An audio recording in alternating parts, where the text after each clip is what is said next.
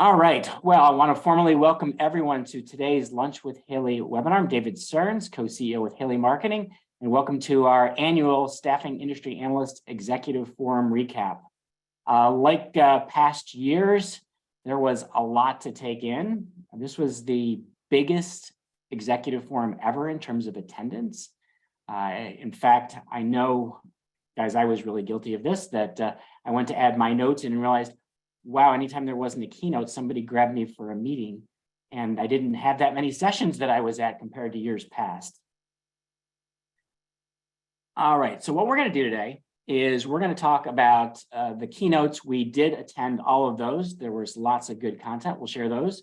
We're going to go through some of the breakout sessions that we got to, and then we'll wrap things up with the lessons that we've learned. There were 4 of us at the Executive Forum. Ryan Marr, unfortunately, couldn't join us today. He's got a new teammate starting with Haley Marketing this week, and he's busy in training, although he did share his lessons learned, so we'll have those at the end.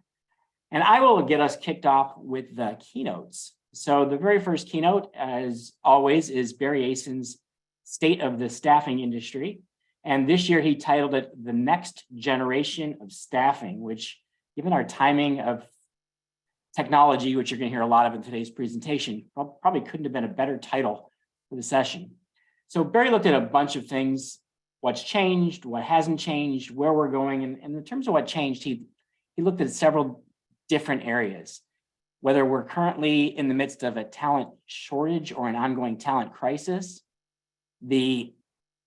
not just the industries, but the workforce's openness to flexible work, and the fact that that appears to be declining based on a lot of the discussions I had with people at the conference. The continued digital transformation of the staffing industry, and actually the fact that it seems to be accelerating. The ongoing concerns with inflation, and a lot of talk about new models and approaches in the industry and how companies are evolving from traditional temporary staffing and direct hire services to lots of new ways to provide service delivery. All right, so let's talk about the talent crisis to get started. The data as of a couple of weeks ago was that there were 6.3 million more jobs than people looking for work.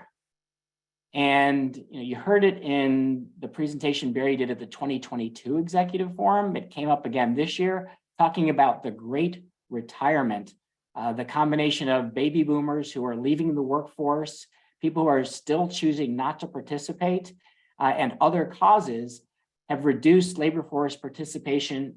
And this graph that I've got here, doesn't show the exact numbers, but it's actually at the lowest level that it's been in a long, long time. I think you have to go back to about the turn of the century to where it was at the level it is now.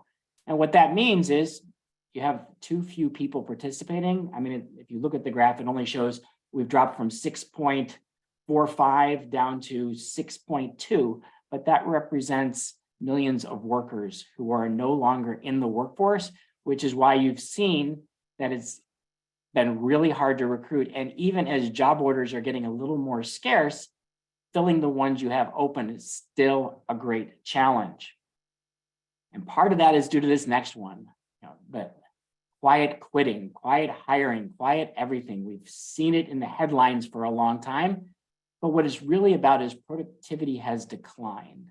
And that's very worrisome, because if you look at how our economy tends to get out of downturns and get out of slumps, it's by finding ways to increase productivity.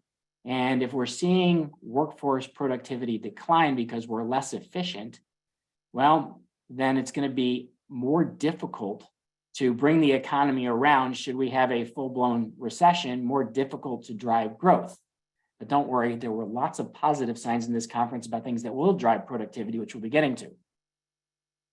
This is an interesting statistic: an increase of 60% in people who are out for illness of more than 1 week out of the office. If this is COVID, remote work, people's general stress and feeling of overwhelmed, mental health issues, whatever the cause is, businesses everywhere are seeing more extended outages for people being sick. Now, whether or not that's going to benefit or hurt the staffing industry is really hard to determine. Most companies aren't going to fill in for a week, and especially if somebody doesn't know how long they're going to be out. On the other hand is you may be facing more workers calling off that you have to deal with, so you may need to be more ready with backups than ever. Declining immigration, regardless of your political leanings, we're down 1.8 million workers from where we used to be. And there's a lot of jobs, particularly the lower level jobs, particularly for those of you who do light industrial staffing, particularly people who do day labor. There are jobs that are just not workers to do who used to be around, and that tightening of immigration can be really challenging when it comes to our clients' ability to get the lower level work done. Also challenging when you look at higher level IT professionals and other knowledge workers who are having a hard time getting to the US to work. Some good news, unlike other major economies, the US workforce is going to continue to grow slowly over the next 25 years. So the long-term demographics in our country are much better than in countries like Japan and China that are facing serious population problems. China, they had that one-child policy, which led to an abundance of males. And as a result, they're seeing significant declines in their birth rates, and they're trying to figure out how they can actually run their economy in the coming years due to the shortage of people. Japan has gone to situations where they're taking automation to entirely new levels because they don't have the people to do the work, and they've been in such a long decline in population, there's no way for it to turn around in the short term. The bottom line to this talent crisis is something you all know, and Barry said, people are rethinking their relationship with work. And what that means is we need to rethink our relationship as employers and our relationship in facilitating employment for our clients. Now, related to that, remote work. Not a secret, everybody likes remote jobs. In fact, if you look at the percentage of Americans working remotely, it went from almost nothing, 5.7% in 2018. Of course, it spiked in 2020 because of the pandemic, but it didn't decline that far. It leveled out about 26%. 1 in 4 workers now are working remotely. Even more than that, 50% of job applications are for remote positions, but only 15% of job listings are for remote jobs. So there's a huge mismatch between what employers want, people in the office, and what workers want. As staffing professionals, we have to work with clients to hopefully help them see, hey, there's a much bigger talent pool where you can structure the jobs to allow for ideally fully remote, but at a minimum more hybrid, which seemed to be the opposite of what most large employers were telling companies that were at the Executive Forum conference. This surprised me. Nearly half of the staffing industry's internal staff are now fully remote. I was sort of shocked that 47% of internal staff are fully remote. I'm not sure we're seeing that in our clients. This may be because of more of the professional and healthcare recruiting that's done often all over the country and sometimes all over the world. About 20% of temporary employees are working remotely, and SIA said this is going to stay flat for at least the next 3 years. They kept it exactly at 20%, but what used to be a tiny percentage, less than 2% of the staffing workforce was remote, is now 1/5, is going to stay at that level. So again, if you're not good at recruiting anywhere in the United States or sometimes anywhere in the world, you're going to need to strengthen those skills for clients that do want remote talent. And probably not surprising here, for professionals who work as contractors and consultants, they report being happier, healthier, and they feel more secure than traditional employees. So good news, this should help with recruiting for professionals because now you can offer them better jobs, often better pay, and more control over their careers. And as it turns out, they like that too. All right, digital transformation. I think our CMO, Jeff, has said this has been the hot trend in the industry for like the last 7 or 8 years, which is, that makes you wonder if it's really still a hot trend, but it was a huge topic of conversation. Now, this little graph wasn't at the Exec Forum, but I found it because I thought it was a nice way of looking at where digital transformation takes place, using it to help your people get more done, be more productive. using it to engage your customers, your clients, your candidates. We've seen a huge increase in automation, tools like Bullhorn Automation and Sense to improve the client and candidate experience. Using it to optimize operations, a field called robotic process automation, RPA. Some companies in staffing are doing this really well in order to get more results from their people. Other companies aren't doing anything with RPA, and it's a significant opportunity to drive productivity in your business. And the last one is to transform your product. Now, again, this wasn't taken from the staffing industry, but if you think your product is how and where work gets done, you're seeing that with staffing platforms and other ways remote workers are now being used by companies and employers that work with staffing companies all throughout the country. So where are the big areas right now in the industry for digital transformation? Chatbots was a hot topic. Texting, still a hot topic, has been one for years.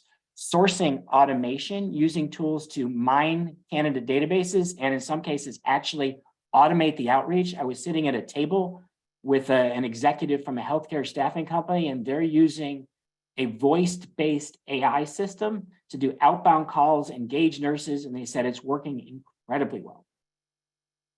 Workforce analytics, using tools that will help you gather better business intelligence, whether it's to run your operations or supply data to your clients. And a big topic is software integration, because we've all been putting tools into place, your business, our business, that are designed to accomplish specific tasks, but they create new silos of data.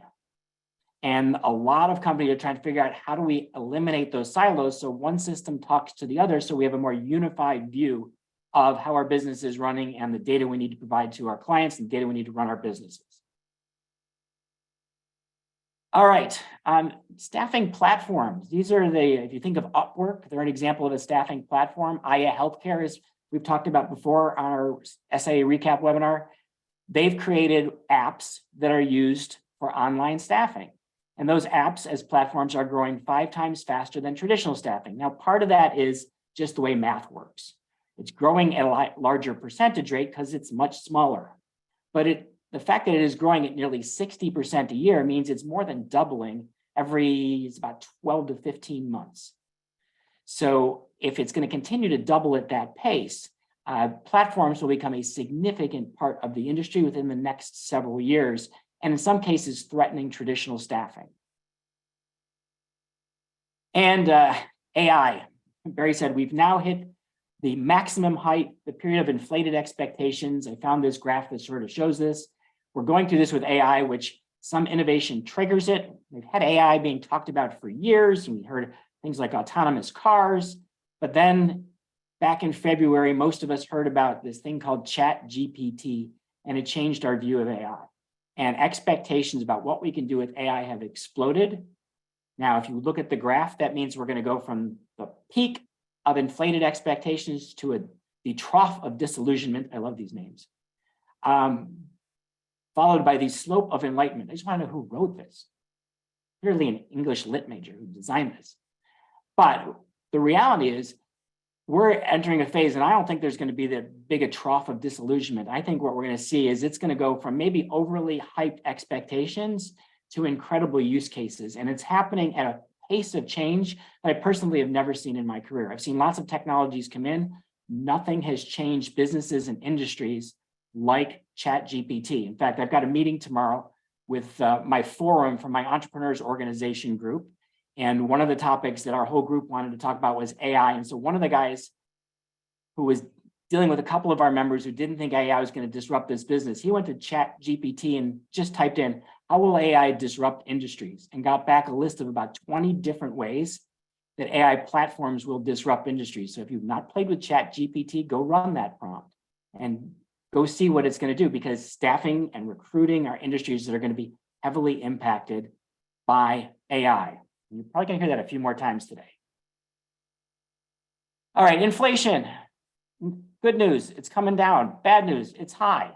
But the coming down and moderating, Barry said we were about 4.7%.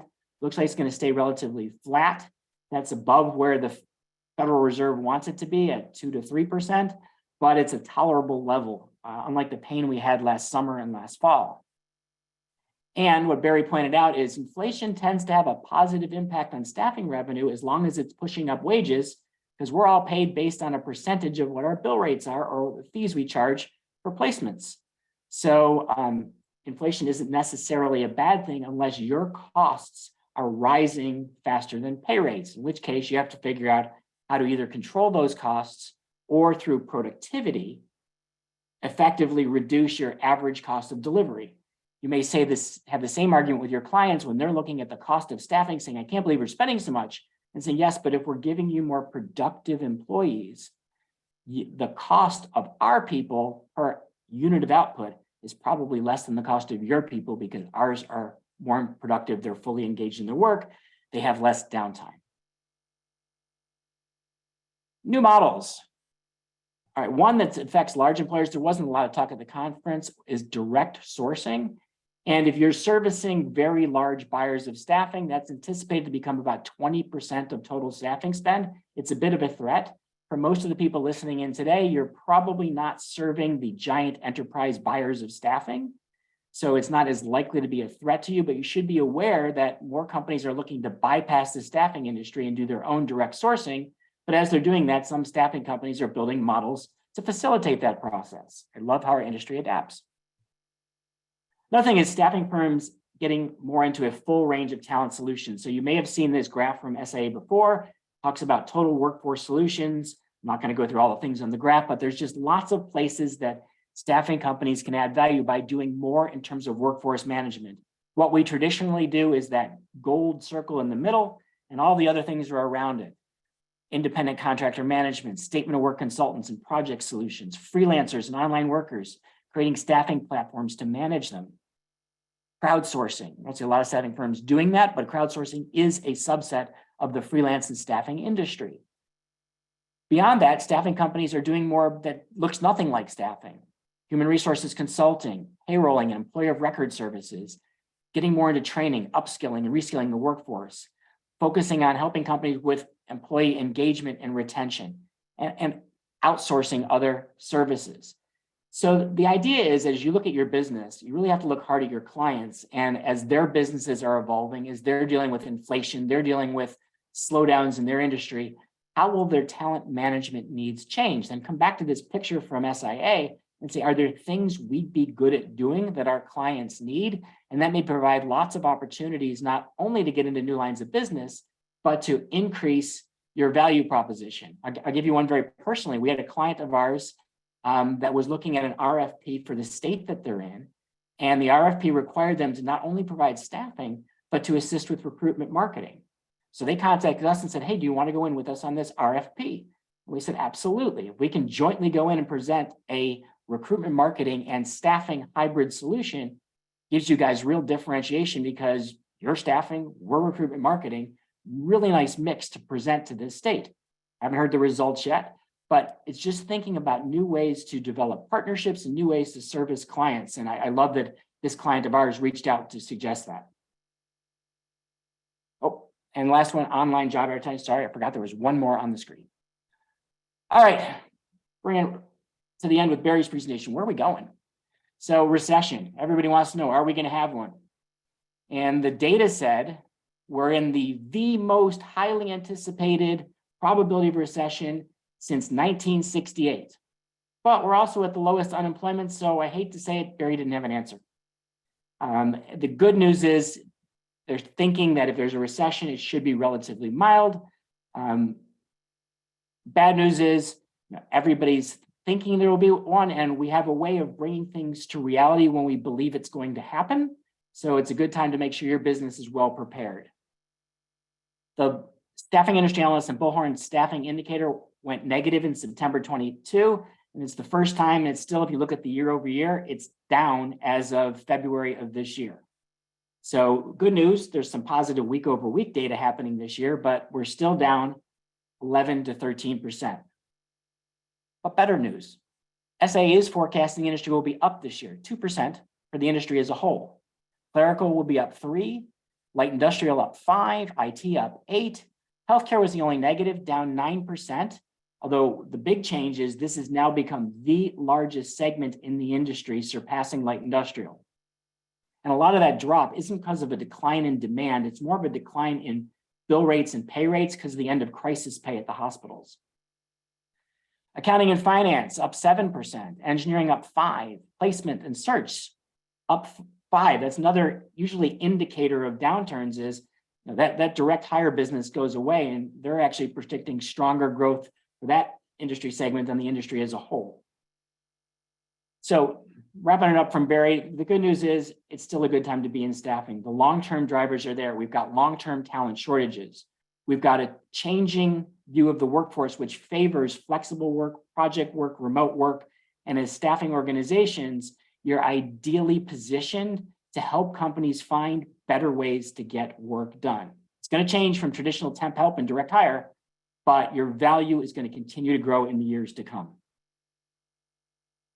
All right, that was a lot from Barry, but that's the big presentation from SIA. So I wanted to cover that one in a lot of detail. And I think now, Susan, we're turning it over to you. All right, thanks, David. So the next keynote was Navigating What's Next, Insights for the Future of Work. And this was presented by Seth Madison. He set out to answer 3 big questions, and I think he did a very good job of it. First big question to ask is, are there any changes in our business reality that we are aware of but haven't taken ownership? Second question, what matters now? And the third question, what values drive engagement? So that first big question, companies don't change, people do. We think change happens out there, but it has to start internally. And internally, it has to start as an emotional and psychological journey. Only then can it become strategic change. So start with telling ourselves the truth about our willingness to change and where we are actually today. And he used the example and reminded us of when the CEO of Domino's publicly said our pizza sucks. So imagine admitting our candidate experience sucks. Leaders, as go the leaders, so goes the organization, which I thought was a great quote. And truth will close the gap between awareness and ownership. And identity informs and reinforces beliefs about self and world. The I am statement's ability and capacity to meet the moment. And he quoted Mike Cleland and said, if you are really growing, you're always underqualified for your job, which I thought was a great way to think about it. So who must I become to grow from 20 to 100 million was the question he asked. And his answer was, I have to let go of the identity that I built so that I can become a version of me that gets me there.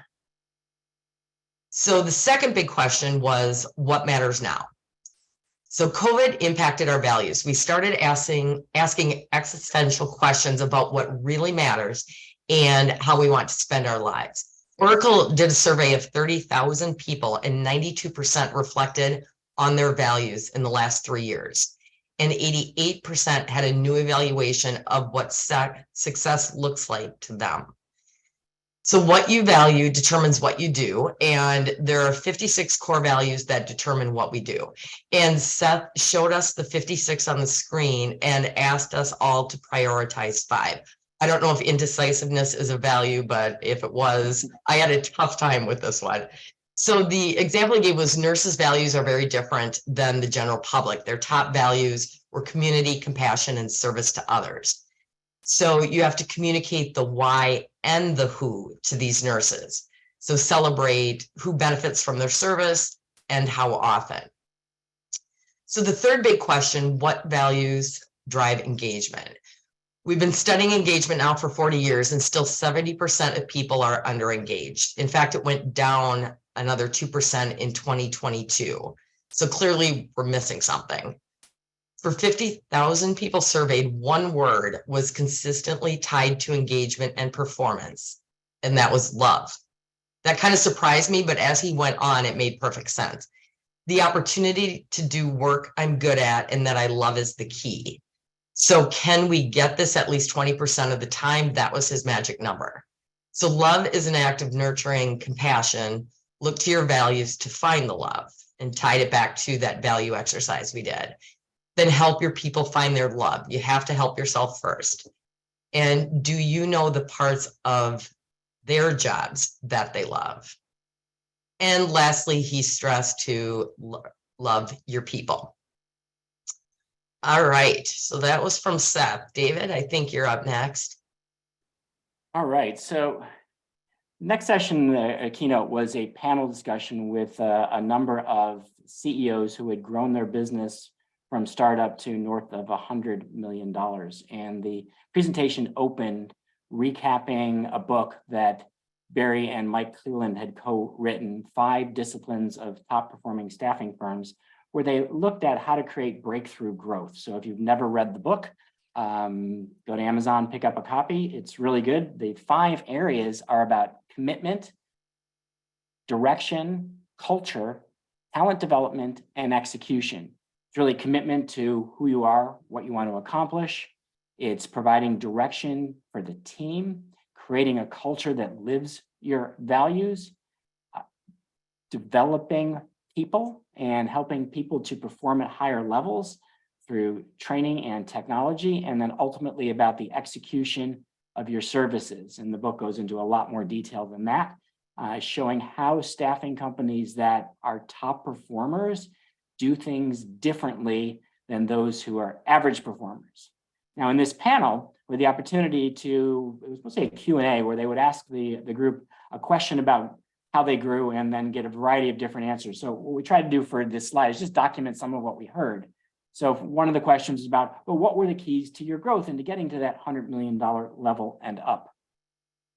Not surprising, number 1 on the list was surrounding myself with successful people. So it's not just the right people in the right seats, but getting people who have a track record of success. Creating a board of advisors. I think it was Dan Campbell, talked about having a board that really pushed him to get his organization to reach the next level, forced him to think bigger, forced him to think differently, forced him to achieve really incredible success. Hiring top people for key roles. This is something, particularly when you're smaller, it can be hard to do, is how do I afford to get really good people? And I think all of these CEOs would have said you can't afford not to. The difference they will make in the performance of your business is extraordinary. Having personal accountability and hiring a business coach. I don't remember who on the panel said this, but even CEOs need to be held accountable, and having an outside coach. In Dan's case, it was a board. In somebody else's case, it was hiring a coach who would really get there and push the CEO to have the level of accomplishment that that individual needed to drive the organization forward. Using the scaling up methodology. So if those of you who have heard of Vern Harnish and his process for scaling up, the idea is you look at 4 different areas of your business and a plan to focus on your goals where you're really emphasizing 90-day growth sprints. What are we going to focus on the next 3 months? If you're like Haley Marketing and you use a process called EOS, that's very similar to scaling up. The 90 days are the rocks, the top 3 to 5 priorities your business needs to get done. And we find there's a lot of staffing companies, particularly smaller ones, they've loosely defined what they want to accomplish for the year, but they don't have real strong quarterly objectives for what needs to be done towards that annual goal. The next question, keys to the strategy of your business. I love this one, saying no. Anything that's a distraction from the company's core focus, you need to say no to. My team's probably laughing right now because I'm really bad about this. I like to chase shiny objects and get excited about new ideas, but at least 1 or 2 of these CEOs said there's always opportunities to do new things, but if they're not in your wheelhouse, not your core focus, you need to have the discipline to say no. Speaking of which, is having a clear focus on what the company wants to become, not just the dollars and cents, what you want to achieve, but as a business, as an organization, what is your vision? Having a really clear picture of the future and a path to how you're going to get there. Even to the point, I thought this one company said of closing things down to get more focus, that they were closing lines of service that were making money because it wasn't their core focus, so they could double down on the things they were really good at. That takes some real bravery to eliminate a profitable line of service, to put the time and effort into making something bigger that maybe wasn't even growing as fast as that other line of service. Don't try to serve the world, be a purpose-driven company. And what they meant by that was What is the greater purpose we serve to either the candidates we serve, the clients we serve, the community we serve? What's our true value? That provides a lot of motivation to your employees. It helps with recruiting. It helps keep you focused on how to execute, going back to the beginning slide, so that you can do the right things based on the purpose of your organization. Know your customer and build your business to serve your ideal customer, really understanding who is it we serve and why does that company need our services. Today, that company may be using you for temporary help and direct hire services and temp to hire, but what's the real value? What do they need to get done? What do they need to do to manage their business better? And what defines that ideal client so that you can structure your service process around your ideal client's needs? Execution drives growth. This was right out of the book, and it was repeated by multiple CEOs saying, it's not just about having great plans. It's about having the discipline to implement, to monitor the results, track the KPIs, and ensure that people in the organization are doing the right things week in and week out. And this is a hard one for most people. You got to be constantly out of your comfort zone, because if you're in your comfort zone, either your business isn't growing or you're not growing as a leader. All right, how do you create a winning culture? That was the next question posed to this group. Hire to match the values of the owner. I thought this was interesting because usually most advice on hiring is really try to have a very diverse set of viewpoints. And I think when this person said this, people weren't sure how to take it, but the individual said this wasn't saying, it's not that I don't want diversity. It's that I want people who share my beliefs, my values. Because if I'm fighting with people over core values, we're never going to get anywhere.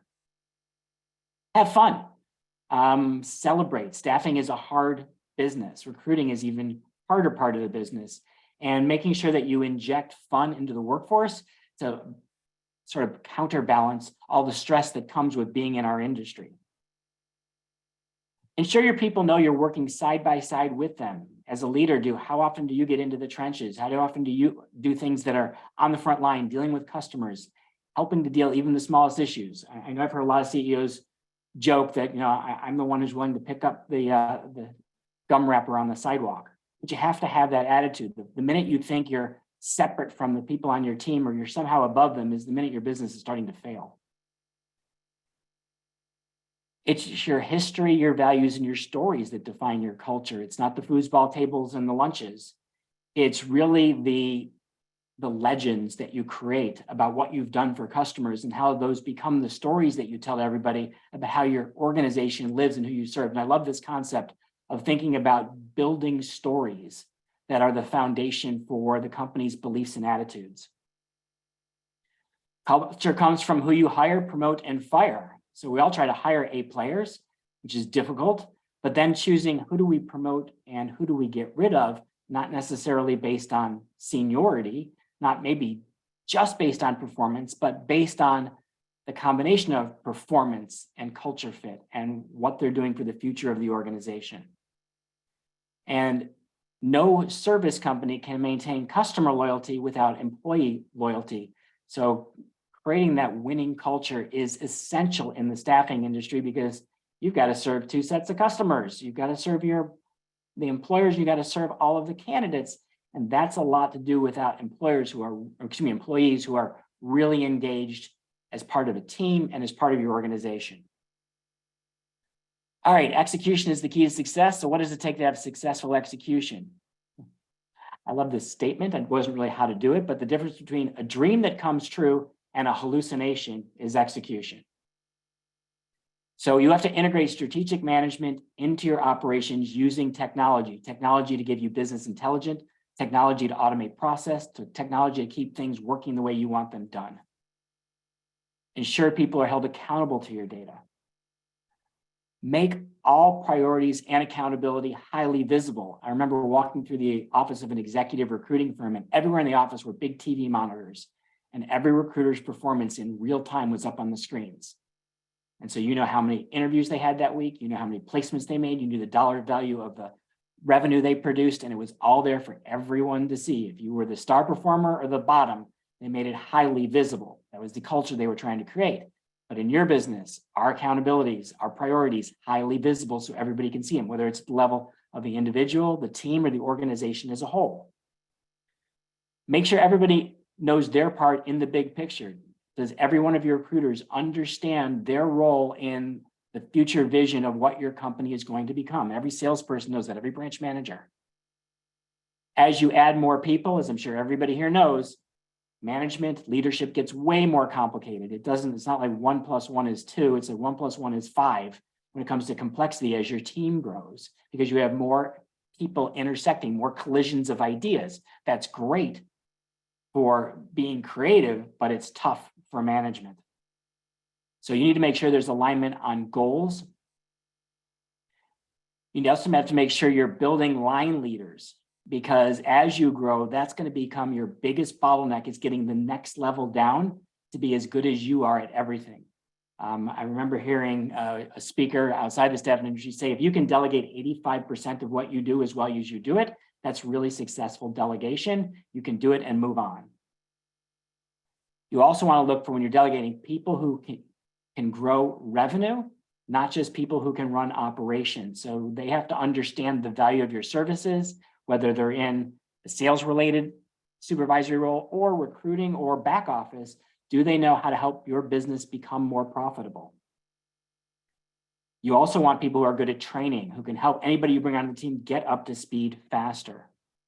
When you hire leaders, you need to work through them and not go around them. I love this piece of advice, and it's tough for people who are natural control freaks, as a lot of senior executives are, and don't want to let go of everything, but to learn to work through your team and not try to solve the problems directly yourself. All right, and lastly for this session, biggest mistakes and lessons learned. Not investing in training managers soon enough because training was too big a cost. Scaling a sales force faster than feels comfortable. This company waited too long to scale and push themselves to grow. Realizing that it's not who you hire, it's who you fire that really dictates your growth and your culture. Should have brought in an outside board, an outside coach much earlier. I like this one. Should have enjoyed the ride earlier. I was too afraid that everything could collapse on me, and I didn't enjoy the business at the time I was really having the most fun. More of an outward focus on the client experience. And sometimes you can start a business, it's easy to be inward focused on what we need to do to run our company, but focusing from the client backwards tends to result in easier sales, more successful operations. More discipline around hiring. I think I've heard so many staffing companies owners say, yeah, we're like the cobbler's son, we're good at hiring for everybody except ourselves. For key hires, get an outside group to bring in new perspectives. And they were talking about whether it's using executive recruiting firms or referral sources, just finding people outside your core who can bring in new ideas, new vitality for those key roles. And then pivot from being opportunistic to being intentional. When you're small, every sale sounds good. As you start to grow, it becomes really important to be more intentional in focusing on growth in the right places. All right, I think that's the end of that presentation. We have one left. Yeah, David, thank you. The next keynote was held by Kim Lear, who was Generations and Future of Work expert. And you've heard it a few times today, but she really reinforced that our relation to work is changing. And that's because different generations look at things a little differently. We had the baby boomers, the biggest growth area, the biggest segment of our population.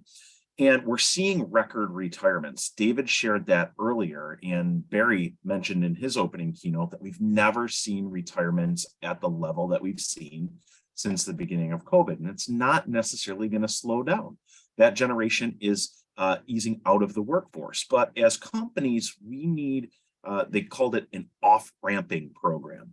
So looking through how we transfer knowledge, those baby boomers had an amazing amount of knowledge and insight, and we need programs so that they proactively share that knowledge, transfer that knowledge to the next generation of leaders.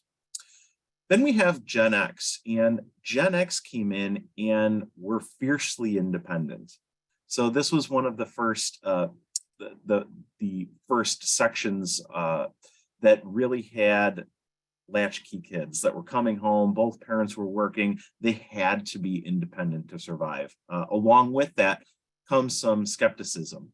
The Gen X appreciate honest, direct, and unfiltered communication. They want to know what you think and what you want accomplished. But when you're dealing with Gen X professionals or that generation, you need to think about what their next question is going to be. What are they going to ask next? And if you can prepare for that next question ahead of time, they're going to really appreciate that and find a little bit of trust. It's going to make them less skeptical. Now, moving on, the millennials.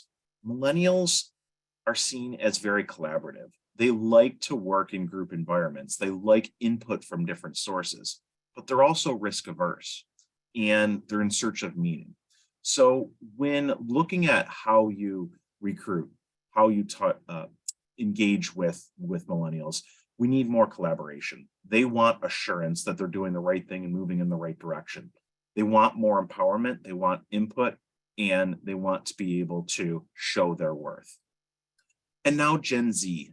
This is interesting because half of this group reported that their parents are their best friends. So the newest entrants into the workforce, you're not only going to have to attract and recruit them, but you're going to have to prove to their parents that your organization is worthy of them working there. So when you think about how you recruit this audience, you might have some other referral sources that you need to spend some time marketing to. So think about that as you're trying to recruit this younger group of new entrants into the workforce. And the other interesting thing here is that 50% of Gen X is white, but 50% isn't. They want inclusion. And the key point here was that organizations that aren't inclusive can't compete. And as you're embracing inclusion in your organization, it can bring a whole host of amazing ideas, new innovation, new insight. And we need to be open to that, especially if we're recruiting a younger demographic. Now, Kim went on to explain that our relation to work is changing. And we went from farm to factory to office to home. Now we're looking at AI and embracing other things. And along with each step, work has changed. So employers need to understand what talent is asking for right now, and what talent is asking themselves. They're reevaluating what work means to them. What am I willing to sacrifice for my job? What role will I allow work to play in my life? And what's happening is that talent is dictating how, when, where they'll work. And then David also mentioned this earlier, but there's a well-being revolution. If you don't make time for wellness, you'll be forced to make time for illness. So as leaders, we need to think about our mental health, our physical health, and make sure that we make time for wellness, not only for ourselves, but for our team members too. David, I think that wraps up all of the keynotes. So let's dig into some of the sessions because there were amazing takeaways there. Thanks. And as you saw, I hit the down button a little early, so let's jump right in.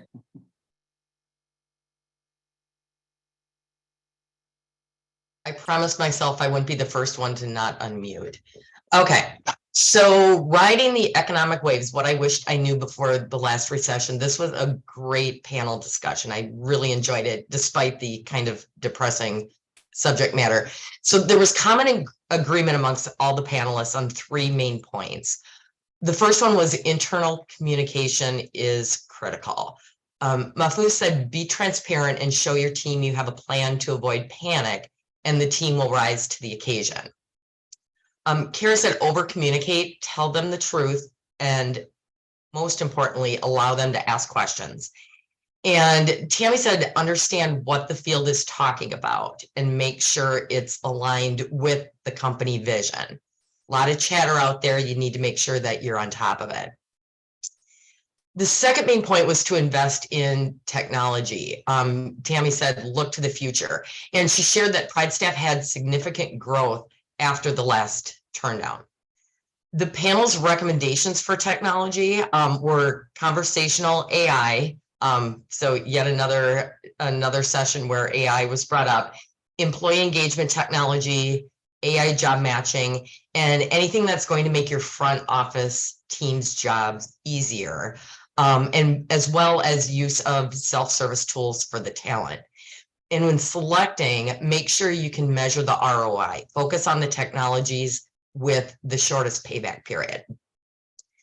The third agreement they had was be careful where you're cutting costs. Start with the least intrusive to the most intrusive, and the most intrusive being layoffs. And Mike shared that he has a 13-point list.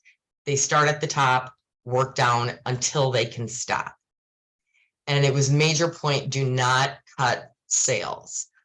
And I would like to add marketing. Kara tripled the size of her sales team last year. If you need to make cuts, make it a one and done. So the rest of the team isn't working under the cloud of, are they going to be next? And then the moderator asked them to give everyone advice to staffing companies now. So Kara said, this too shall pass. Focus on core values and what we are good at. Don't listen to the noise. Keep offering exceptional service to your customers and keep moving forward, and it will be just fine. Don't operate with fear. Mike's take was use it as an opportunity to reevaluate your business top to bottom. Do you have the right value proposition? Are you focused on the right market segments? And do you have the right talent? And Tammy's advice was get back to basics. Make sure the teams have the best resources available. And then Mahfouz closed it out with the Serenity Pledge. Control what you can control. All right, Brad, I believe you have the next session. Yeah, thanks, Susan. This was a great session, and it was some heavy hitters in the staffing industry, and Barry Asen moderated the conversation. But some of the key takeaways reinforced what was stated earlier. No longer are we in a talent shortage. We are in a crisis. The WHO, then this is just one example, the WHO reported that we only have 13 million nurses. We need 27 million. So we need to look at ways, technology, automation, AI, to be more effective, to do what we need to get done with the talent available. We need to incorporate a high tech, but also high touch. This was an interesting point because earlier in the conference, we were at roundtable discussions, and there was a discussion on AI and automation. And there was one person there that was adamant that AI is not going to change my business. He said, first we had VMS, then we had MSPs, and they were going to put me out of business, and they didn't. And then we had apps, and they were going to put me out of business, and they didn't. And platforms, and he went on and on and on. And we all listened and nodded. And then at the end, I said, yeah, I don't know that AI is going to put you out of business. It's not going to replace you. It's not going to replace that high touch, but it's going to get you to that relationship of high touch quicker. And I think that's something that we need to embrace. We need to use technology and automation, not to replace what we do necessarily, but to help us build stronger relationships. The shift from staffing company to talent company. And this was from the CEO and chairman of Randstad. And he said, we're not a staffing company. We are a talent company. And that's because the workers and the talent are going to define their own arrangements. And we need to understand that. We need to represent our talent more proactively and be talent managers. Next was the shift to more consultant-based work. And they said that no longer is it going to be just role-based. We're not filling positions anymore. And this gets back to that whole life cycle of staffing and workforce management, that graphic that David shared earlier. It's no longer role-based. We're looking at the entire life cycle of recruitment, engagement, retention, training, support. We need to look at this across the entire organization. And next was a tip from Mark Eldridge, the CEO and founder of Alku, and I really liked this. And he drove home this point several times, that we need a strong understanding of our core purpose. Who are we? What are we doing? What is our core purpose? And if we can identify that, then it's all about a relentless focus on how to get internal operations to deliver. So you've got the mission, the strategy, the purpose, and then the execution. And the last point here is look for ways to automate. And this was something that was shared across the entire panel. We need to define processes. We need to know our desired outcomes, and then automate every single thing that we can. And the organizations that do that effectively are going to gain market share. Susan, back to you.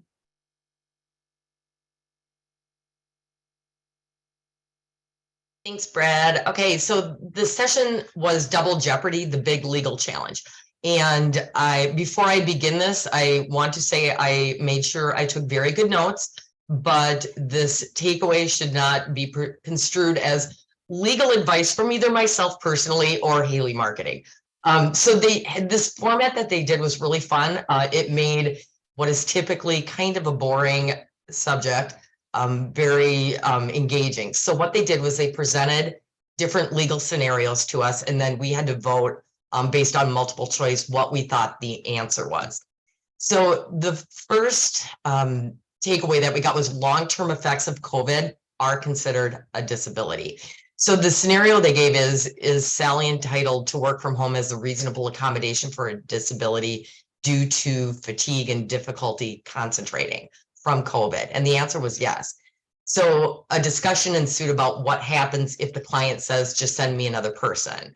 The staffing company could be sued, but before anyone started panicking, they did mention that the ADA does have special defense for staffing companies, and you are allowed to, determine what the reasonable accommodation is.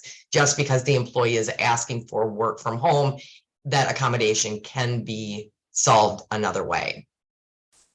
The next one was, it is unlawful to state in a job posting that residents in a state with pay transparency laws are not eligible for remote roles. The good news is you can put in a broad pay range, which they stressed that a couple times. David, I saw your reaction, and I had the exact same reaction. And then the third one was, of course, AI got brought up again. And what will some of the legal challenges be? And the example that they gave was using an AI tool to vet candidates for an IT developer role that learned based on the mainly male resumes of previous candidates recruited locally. But with remote roles, the pool of candidates will be wider, but still the AI technology was using logic from previous candidate pool. So this could fall under disparate impact discrimination, which is basically unintentional discrimination. And they pointed out to defend this, you need to show that the tool is validated. But unlike traditional vetting tools like math tests or spelling tests and their validation, the AI algorithm is going to be constantly changing. So no answers to this. Other than pointing out that AI is the next legal frontier, which I think we can all guess, and that the EEOC is currently developing guidance on this issue. So David? All right, so the next one was a panel that I was on, Key Trends and Outlook for Professional Staffing, which I personally subtitled, What Was David Doing on This Panel? My panel mates were all CEOs of ginormous global staffing organizations, really cool people to meet and hang out with, and very down to earth given what they were doing around planet Earth, running these huge staffing companies. But it was very interesting that the conversation went in a completely different direction than the moderator expected. We ended up talking a lot about remote work trends and challenges. And it was interesting to me to hear, one, how most of these organizations' clients were mandating no remote work for the temporaries. And we're not talking just like light industrial workers where it makes sense you have to be on site. One was in creative staffing, one was in accounting and finance, and the other was in life sciences. And only the person in life sciences said, we don't have a choice. Our talent pool is so small, wherever they want to work, they get to work because there's no replacement for their skill set. But the other ones were like, yeah, we're having a real hard time because the creative ones said, a lot of our biggest clients are in Manhattan and Chicago and San Francisco, and they're saying 5 days a week in the office, and we're having a real hard time finding creatives willing to do that. So candidates overwhelmingly want it. but clients are decreasingly accepting. So that's the real challenge for everybody is how do we help? It's sort of like convincing the employers of effective pay ranges. Like if they want to pay less than market and you're not going to fill the order, the same thing's happening with remote work, and we're going to have to show clients the data. So we need to find ways to make remote work on both sides. And in the case of staffing, 3 sides. It's got to work for the client, it's got to work for the candidate, and it's got to work for you. It should open up an entire world of recruiting possibility if you can convince your clients that this is the best way to get the A-level talent that they want. Then one that was really outside my personal area of expertise, but it was a very interesting discussion, was D&I programs. And oh, there's a typo here. It says the buy, but it's supposed to be the big companies. I was really impressed by how intentional these organizations are about their approach to, and from the top, it's not about paying lip service. It's about really living, breathing, and ensuring that diversity, equity, inclusion are part of hiring, promotion, management, retention for themselves, which then leads into providing great service to their clients. As a marketer, for me on this particular topic, one of the things that I think is a challenge is we see a lot of companies that are trying to be all things to all people, and they think that's how you do diversity recruiting. But the reality is we're dealing with human beings, and human beings are going to want to work for organizations where they see themselves in the company. So if you look at what you're doing on social media, it shouldn't try to be every image shows everybody, but I'm thinking about having different streams of communication where my diverse workforce, my diverse client base can actually see themselves in our organization. They through our values, through the people they see, through the wording we use, so that people feel comfortable with us, and that's what's going to encourage them to apply. Some market trends in the professional staffing. Here, more so than other parts of the staffing industry, it's really still a candidate's market. It's good news, still job orders aplenty, and it's more focused on your recruiting capabilities. But even though talent's in short supply, selling is getting harder, largely because buyers are getting harder to reach, and the buying process is getting more complicated with more decision makers who want to have their say in which staffing company gets selected. That means your salespeople suddenly have to know how to sell to HR, a financial decision maker, an executive decision maker, a line manager decision maker, a frontline supervisor decision maker. You have to know the value of staffing to all these different audiences, which means your team is probably going to need different training, or you're going to need to restructure your sales so that you're bringing in people with different levels of expertise. And there's going to be more need to prove the return on your investment in 2023 and the coming years, because clients are going to become more demanding about seeing the value of their staffing programs. Advice to professional staffing firms: get closer to your clients. No different than non-professional people doing light industrial and clerical and healthcare. The more you understand the companies you're selling to, your value to them, the better you can address their recruiting challenges. And then look for ways that you can find to move up the value chain. Maybe it's through statement of work programs, project solutions, helping to upskill workforces. But the more you can add value beyond traditional staffing services, the more that you can find ways to deepen relationships with clients, find new services to sell, and improve your margins. And lastly, look for ways to help clients play a global game, particularly for professional staffing. It's a global market for talent. The right people with the right skills, now you got to find them at the right place and the right cost. And I think staffing companies, you got to get good at helping to hire people all over planet Earth if you want to take care of all of your clients' needs. All right, moving on. Our last breakout session that we're going to cover before lessons learned was around automating and what can we automate and when should we do it. And the panel really rolled out 3 options for us here to determine how we digitize or automate our business. And the first option is looking at completely transforming your business to a completely new business model. And some examples they shared were looking at like VMS or platform-based approaches. So building an app, making it self-service. So that is completely transforming how many staffing companies do business now. The second option was to look for ways to not completely change your business model, but digitize or automate your core business functions or processes to support your current model, to become faster, more agile, quicker, provide better ROI faster. And the last option was do nothing. And the hint here was that this is not the best option. Can't do nothing. So we really need to look in being in one of those first two areas. Either we're transforming how we do business or we're transforming how we deliver. So when you're determining your options, look at key areas. There's been a lot of advancement in marketing tech, a lot of advancement in recruiting tech. And the key to any digitization is looking at training and rollout. So we need to look for ways to shift and upskill our current staff.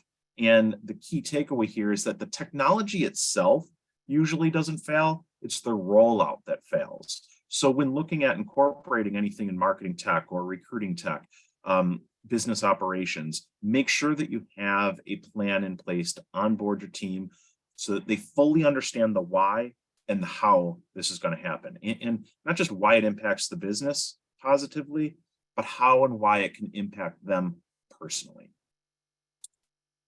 Next, they talked about how to select the right automation vendors and technology.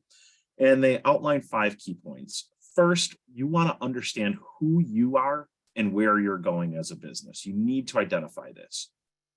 Second, you need to look closely at the vendors themselves and their support structure. Do they have the right level of support, technology, resources underneath to make sure that the technology that you're embracing is going to be there in the future? They suggested looking at whether or not you can influence the roadmap. So when embracing new tech, is there an opportunity for you to provide impact back to your partner?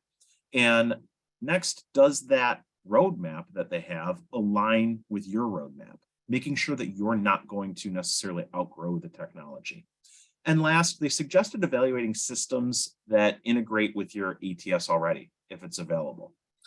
And the underlying point to this entire session was that companies that invest more in technology and then the training to support that and less in headcount are the ones that are going to come out on top. So we have a talent deficit. Okay, we need to invest in tech, training, and rollout to make sure that we can get what we need to get done in the right amount of time. And that's it for our sessions. So David, you want to go right to lessons learned? Yeah, we're just a little past 3 o'clock Eastern, so we will wrap up quickly with our lessons learned. I'll take it first. We didn't hear it as much in our recap today, but AI was everywhere at the conference.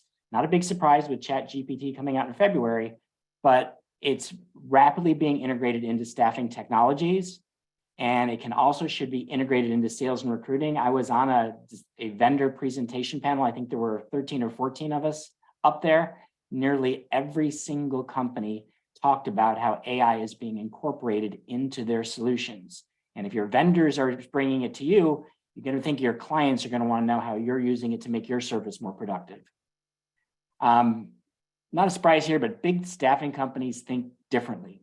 You're not going to outspend them on technology or training, but you can win the local battles and play where they can't or don't want to play. Look for the holes. They're looking to move the needle with multi-million-dollar sales, and they're not really paying attention to a lot of the ideal clients for small to mid-sized staffing companies. And my last take home was that technology platforms in a changing economy mean that staffing companies need to rethink their value propositions. For 10 plus years, we've been focused on how to recruit, finding people. Now it's about thinking about new ways, new models, new strategies, new tools to deliver the outcomes that your clients want. Brad. My takeaway was really high tech meets high touch. So if you go into this thinking, boy, I'm not going to embrace AI because it's going to put me out of a job, you're probably going to be out of a job. So you really need to make sure that you understand how AI can help make you more effective in your position. How can it help you get to the point where you can deliver faster service, build stronger relationships? Because it will help you. Embrace that. AI tech isn't competing with you. It's something that's going to enable you to do a better job. And look for automation. Anything that you can do to streamline your operation, your service delivery, provide better service faster is going to give you an advantage. The talent shortage is now a talent crisis.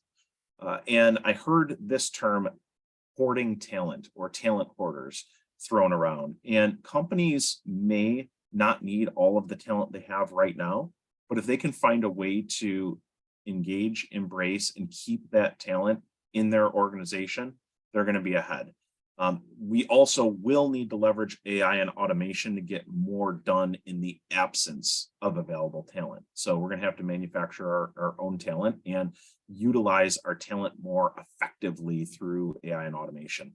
And then last, adapt to different work styles based on generations. We're going to have to facilitate a knowledge transfer. We're going to see a ton more retirements coming. Get that knowledge transfer plan in place now before it walks off into the sunset. We need to foster collaboration and empowerment to make sure that we're harnessing the innovation and the insight of our millennials. We need to prioritize inclusion, anticipate parental support, and embrace the well-being revolution.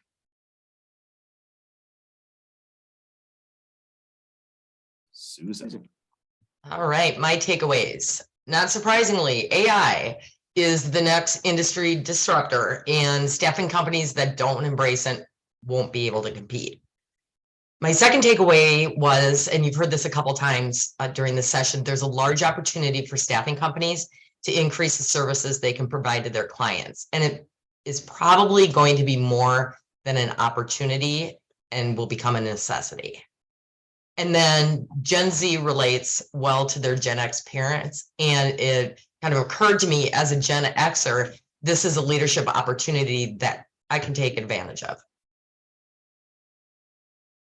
Excellent. And Ryan, who apologizes for not being here, had a few take homes as well. There's a theme here. You can see it: embrace change. Take ownership of changes in technology, management, and staffing. Start with the personal and the emotional before the strategic shifts, meaning deal with how people are going to process change, because change management is hard. Then think about the strategic changes to make. Reevaluate your priorities and your values to keep your teams motivated and engaged in an evolving work environment. Make sure that individual core values align with the work to get done. Sort of that lessons from the top leaders about creating a culture that aligns with the senior leadership values. Here we are again, AI. It may be more helpful to think automated information than artificial intelligence when considering how this revolutionary technology can impact your business. So that's a good place to start, is thinking about how it automates information flow, because a lot of the artificial intelligence is really just starting to happen. All right, we've done it. If there are questions, please reach out. We know this is a lot to cover. We apologize for going a little over, although I think as an executive forum recap, this is about the shortest we've ever done. Usually it's about an hour and a half to get through all these slides because there's just so much content. I believe next year is in Las Vegas. So if you've not been to the executive forum and you want to see how the biggest guys think and the fastest growing staffing companies think, plan to join us. We'll be out there next, I think it's next March. And if not, we'll be doing this recap webinar again in a year. A couple of other things just to wrap up for those who are interested at the Exec Forum. We handed out a new ebook called Level Up with 11 strategies to help companies improve sales. So you can get a copy, haleymarketing.com/level-up. We also have added some more content to our Brain Fuel website. So that's haleymarketing.com/brainfuel, no dash, just Brain Fuel. So there you can get lots of ebooks, on-demand webinars, and other content to help you run your business smarter. If you've not seen our digital marketing bundles and you're looking to improve your sales with digital marketing, your recruiting with digital marketing, check out our digital marketing bundles. You can see the URL at the top, digital-marketing-bundles. And there you can learn about all of the things we've packaged together to provide our services at our best prices. And last but not least, if we haven't already looked at your website, let us take a look, because we're talking about CRO, conversion rate optimization, and how you can get more of the people coming to your website converting, more people applying to jobs, more employers contacting you about your services. Take advantage of all of the people you're already driving to your website. This website review is a 30-point audit of your site to see where you may have some opportunities for improvement. And you can get that at haleymarketing.com/website review. That's a lot of URLs in less than a minute. But if you need anything, just let us know. Also, next month, we know sales is getting a little bit tougher. So we have not one, but 2 webinars coming up in April. We have a guest speaker coming up on Thursday, April 6th, Shad Tidler, who's going to talk about 3 ways to make your sales prospecting easier and more effective. And then a webinar on leveling up your sales, how to improve your sales processes and tools.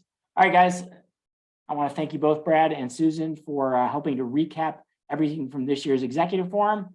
And for everybody who attended today, thank you so much for being part of today's Lunch with Haley webinar. Have a great rest of your day.